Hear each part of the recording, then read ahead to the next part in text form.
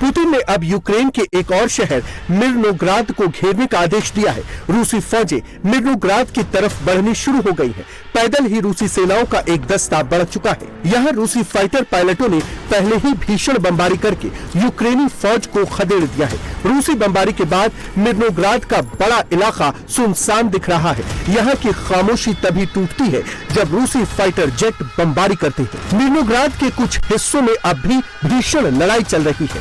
यहाँ हमले के बाद जर्जर पड़ी एक इमारत में जैसे ही रूसी झंडा फहराकर पुतिन की फौज गई, वहां यूक्रेन ने भीषण हमला कर दिया।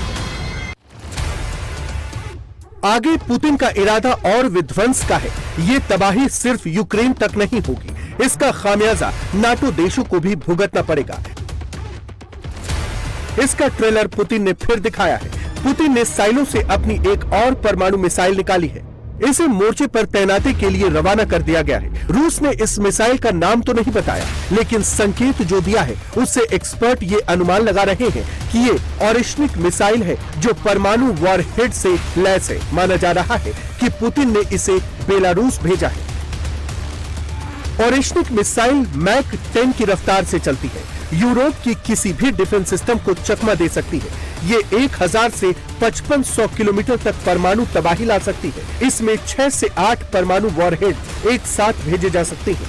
2024 में रूस ने यूक्रेन के निप्रो शहर पर इसे दागा था। हालांकि तब इसमें परंपरागत वॉरहेड लगा था। इसे फिर मोबाइल लॉन्चर से दागा जा सकता है। ऑरिश्निक मिसाइल की जद में नाटो के सभी यूरोपीय देश आते हैं। पुतिन जहां चाहेंगे वहां ऑरिश्निक मिसाइल से हमला कर सकते हैं। पुतिन का गुस्सा एक बार फिर क्यों नाटो पर भड़का है? इसकी दो वजह है। नाटो में रूस का सबसे बड़ा विरोधी जर्मनी अपनी सेना का तेजी से विस्तार कर रहा है। अब जर्मनी में जो भी 18 साल का नौजवान है उसे मिलिट्री ट्रेनिंग लेनी पड़ेगी। अगर नौजवान खुद से आगे नहीं आते तो लॉटरी सिस्टम लागू किया जाएगा। 18 साल पूरा कर चुके जिस भी जर्मन नौजवान का नाम लॉटरी में निकलेगा उसे सेना में जाना होगा।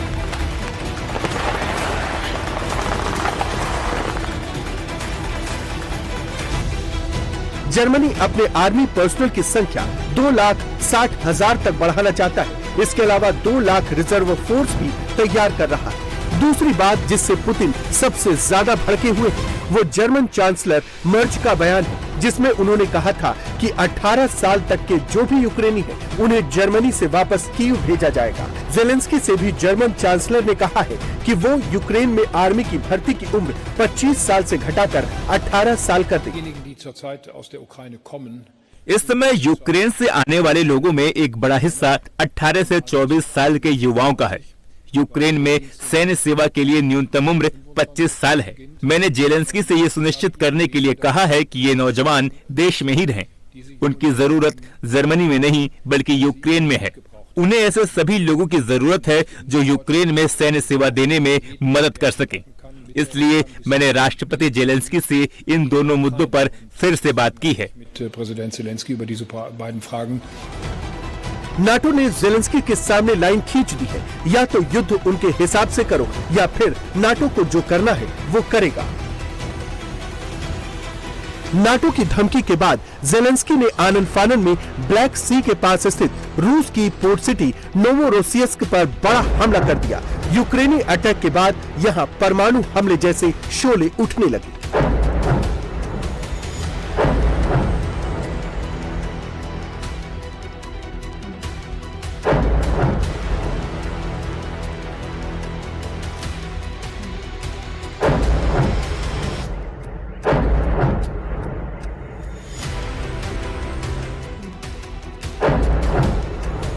रिपोर्ट्स के मुताबिक यूक्रेन ने रूसी पोर्ट सिटी पर तबाही मचाने के लिए लॉन्ग रेंज मिसाइलों का भी इस्तेमाल किया।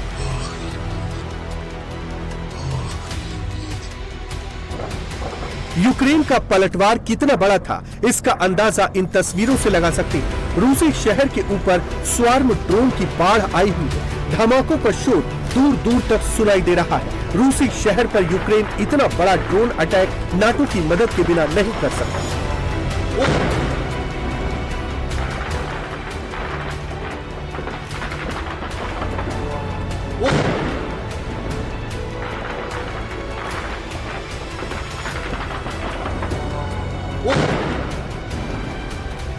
यूक्रेन के हमले के बाद रूसी शहर की 4 बिल्डिंगें बर्बाद हो गई, 2 घरों में आग लग गई। यूक्रेन का निशाना यहाँ रूस का शेख खारिस ऑयल ट्रांसपोर्टेशन कॉम्प्लेक्स था, जो ब्लैक सी रूसी तेल की सप्लाई में सबसे बड़ा रोल निभाता है।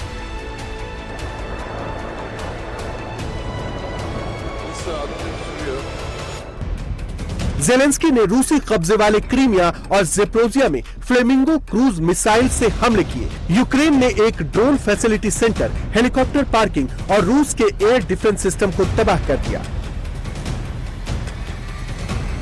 यूक्रेन की फ्लेमिंगो मिसाइल 3000 किलोमीटर की रफ्तार से हमला करती है। ये 900 किलोमीटर तक टारगेट को तबाह कर सकती है। इसमें 1150 किलो वॉरहेड ले जाने की क्षमता है। ये तस्वीरें ज़ेपोरिज़िया की हैं, जहां यूक्रेनी एयरफोर्स ने GBU-62 बम गिराकर एक ब्रिज को तबाह कर दिया। यूक्रेनी फाइटर जेट्स रूसी कब्जे वाले इलाकों में अचानक घुसे और बमबारी करने के बाद बचकर निकल गए। यूक्रेनी हमलों से तमतमाए रूस ने दो टूक कह दिया कि नाटो हो या जेलेंस्की, सबको इसकी बहुत भारी कीमत चुकानी पड़ेगी। कीव प्रशासन यूरोप में बसे यूक्रेनी नौजवानों को वापस लेने का जुगाड़ लगा रहा है। कीव की सरकार लोगों की भावनाओं के साथ खेल रही है, उन्हें वॉर फ्रंट पर झोंकने के लिए ऐसा साजिशन कर रही है। इसकी बहुत भारी कीमत चुकानी पड़ेगी। हालांकि जेलेंस्की पर नाटो लगातार दबाव बना रहा है। कीमत कुछ भी हो, उन्हें युद्ध से पीछे नहीं हटना है। EU के लीडर प्रॉक्सी वॉर के जरिए पुतिन को हराने का ख्वाब अब भी देख रहे हैं। इसके लिए वो हर एक यूक्रेनी जवान को रूसी तोपों के सामने भेजने की तैयारी में। Supporting Ukraine is a bargain compared to the cost of Russia's victory. Wars are lost by whoever runs out of money or soldiers first. जाहिर है लड़ाई अभी खत्म नहीं होने वाली, आगे और विध्वंसक होने वाली है।